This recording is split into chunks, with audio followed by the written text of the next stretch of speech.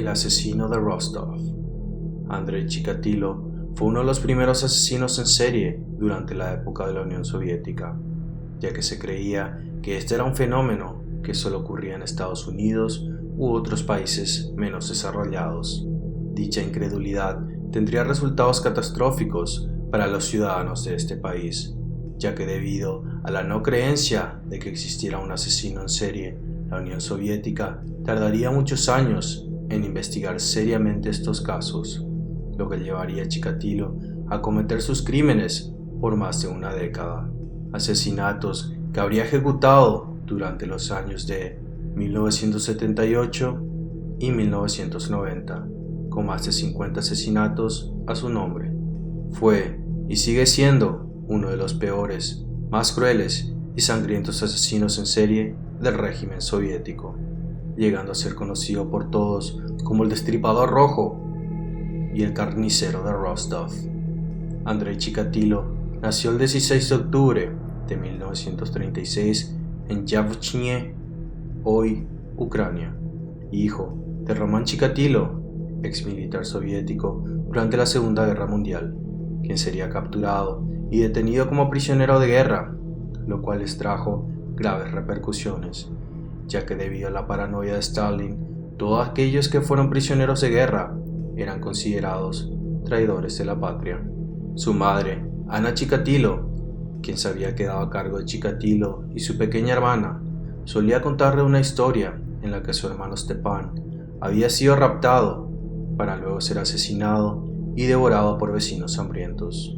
Durante esta época, la hambruna era algo normal que ocurría en casi todo el país, lo que llegaba a las personas a cometer actos inhumanos como el canibalismo, por lo que el secuestro y asesinato de su hermano era un acontecimiento que marcó la vida de Chikatilo, aunque tanto el asesinato de Stepan e inclusive el nacimiento del mismo nunca fueron corroborados.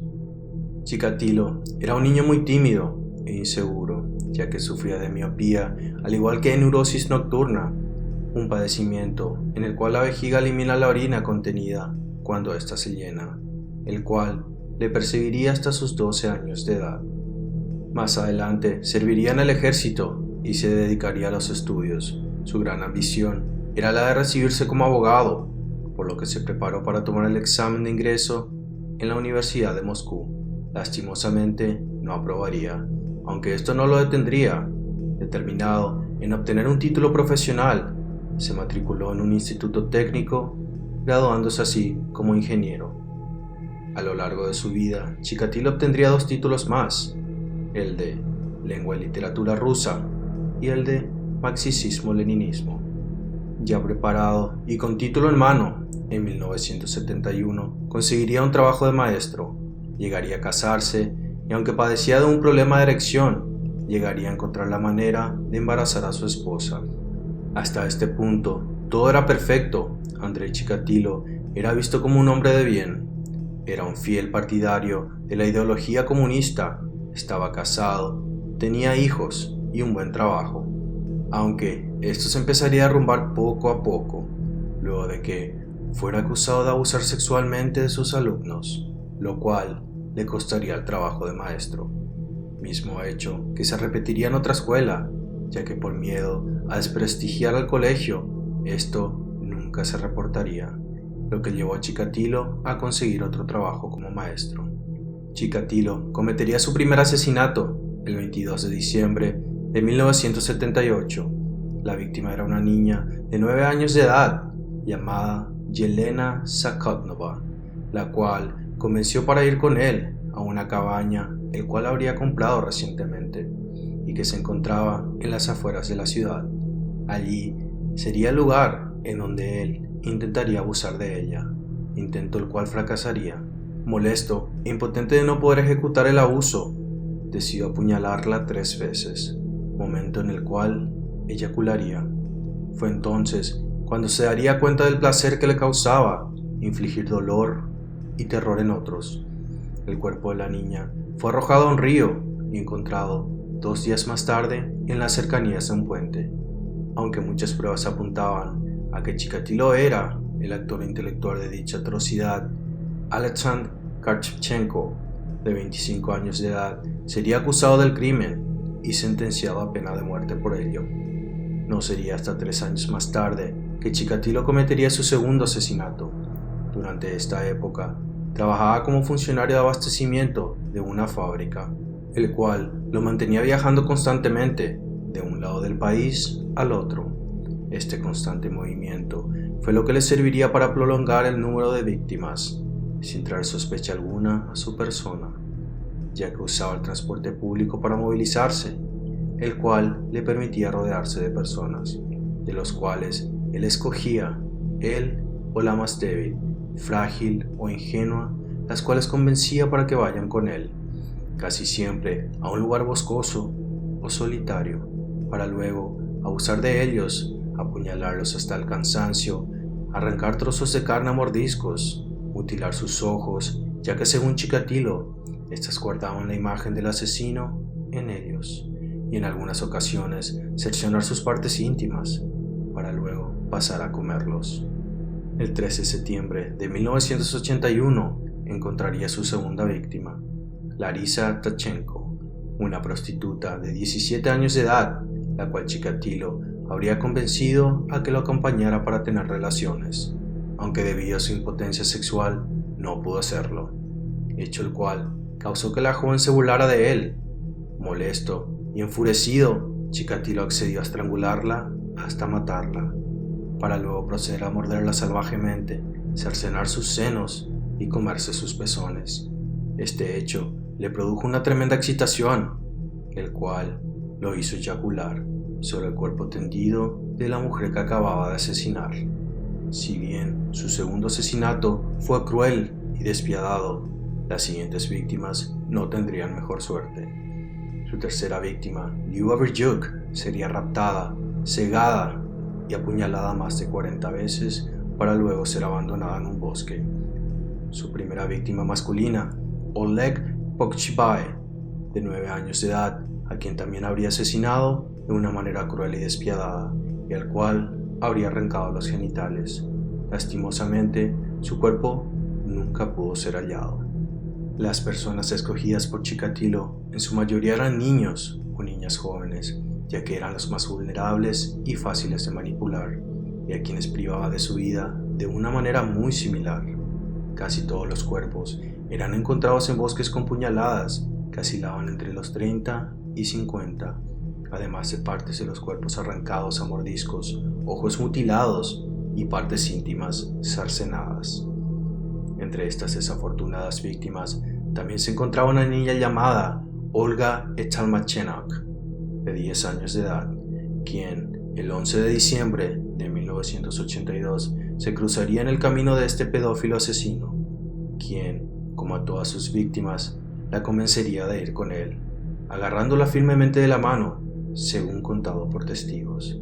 Se adentraron a un maizal en donde Chikatilo la apuñalaría más de 50 veces alrededor de todo su cuerpo y cabeza, para luego arrancarle sus partes íntimas. El 14 de septiembre de 1984, Chikatilo fue arrestado por comportamiento impropio en la estación de Rostov y sentenciado a 15 días de prisión.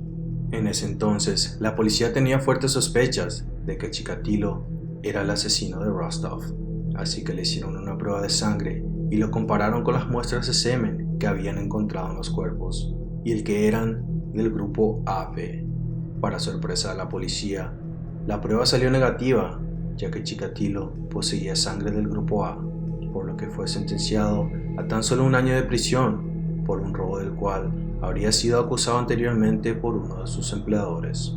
Dicho año nunca llegaría a cumplirse, ya que tan solo unos meses después de haber ingresado a prisión, fue puesto en libertad. El 17 de octubre de 1990, Chikatilo volvería a ser de las suyas, asesinando a otra persona en un bosque en las cercanías de la estación Dunless Heath, seguido por otro tan solo 2 semanas después.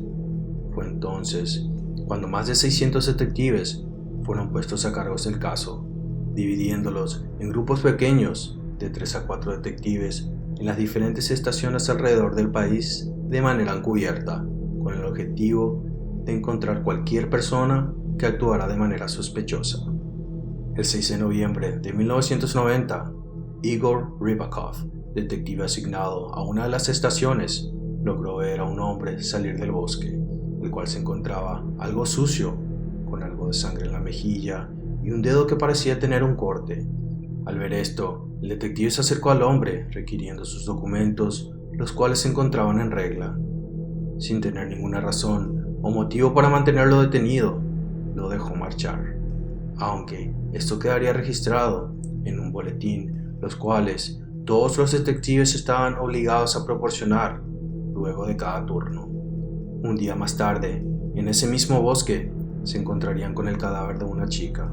Al registrar los boletines proporcionados por los detectives de esa zona, se encontraron con el del detective Rybakov, el cual un día antes se habría encontrado con un hombre saliendo del bosque de donde se habría encontrado el cuerpo.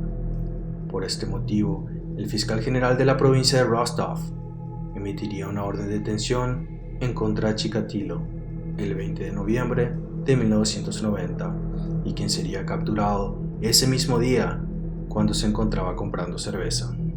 Chikatilo afirmó no ser culpable de lo que se le acusaba y que era motivo de una falsa acusación por parte de los agentes de la KGB. El 29 de noviembre finalmente decidió confesar con la ayuda de un psiquiatra al que los agentes habrían acudido anteriormente para que les ayudara con el caso, algo nunca hecho hasta entonces durante la Unión Soviética. Chikatilo confesó más de 50 asesinatos, muchos de los cuales la policía no tenía idea alguna, y para la cual Chikatilo ayudó a encontrar dichos cuerpos. Los psiquiatras del Instituto Serbsky lo describieron como un asesino frío y calculador, consciente de lo bueno y de lo malo. El juicio de Chikatilo iniciaría en abril de 1992, en donde asistiría con una fuerte custodia policial y puesto en una jaula de acero durante todo el juicio. Dicha jaula habría sido puesta para prevenir que los familiares de las víctimas fueran a matarlo, ya que habría recibido muchas amenazas. Chikatilo sería sentenciado a muerte el 15 de octubre de 1992, para luego ser llevado a una sala de la prisión de Rostov del Don, donde sería ejecutado de un tiro en la parte posterior de la cabeza y sepultado en una tumba sin marcar. Si te gustan videos como estos o si tienes alguna idea de algún caso que quisiera que pasáramos aquí, no dudes en dejarlo en la sección de comentarios. Desde ya, muchas gracias y hasta la próxima.